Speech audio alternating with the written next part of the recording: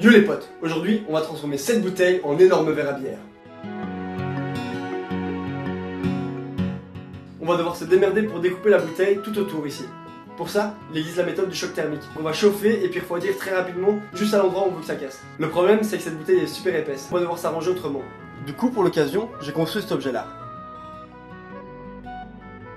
On aura donc deux petites roulettes sur lesquelles la bouteille pourra rouler et une lame coupe-verre pour la couper. Cette lame est très bon marché sur Amazon, je mets bien entendu le lien en description. Au début, j'ai essayé de le faire juste à la force des bras, mais c'était épuisant. Du coup, j'ai rajouté une sangle de serrage pour avoir un meilleur contact avec la lame.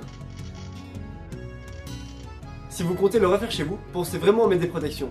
Il y a plein de petits éclats de verre qui volent dans tous les sens. Après une bonne centaine de tours, on peut observer une fine rigole taillée dans la bouteille.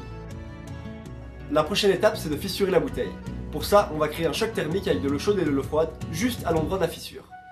J'utilise de la colle chaude pour créer un canal, pour que l'eau s'écoule juste à l'endroit de la coupe. Le résultat final est moche, mais efficace. Pour créer le choc thermique, on va chauffer la rigole avec de l'eau bouillante, et puis la refroidir brutalement avec de l'eau glaciale. Je mets dans mon évier 2 essuies, pour être sûr que le goulot ne se casse pas en tombant dedans.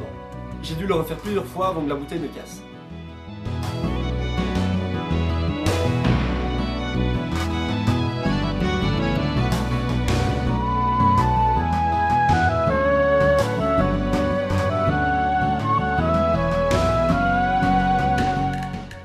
La prochaine étape est de poncer les bords tranchants pour éviter de se couper. Maintenant que le verre est fini, on va devoir créer la anse.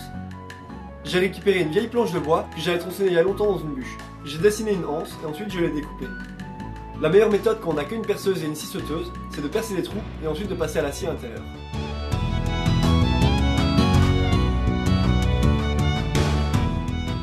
Maintenant, on arrive au moment le plus chouette, le ponçage. Ça m'a pris 1 heure environ pour arrondir tous les angles. Ensuite, j'ai passé une fine couche de vernis. C'est bientôt fini. Maintenant, il suffit de coller la anse au verre. Pour ça, je vais utiliser de la colle époxy. Je vous conseille de délimiter la zone à coller avec du papier collant pour éviter les bavures.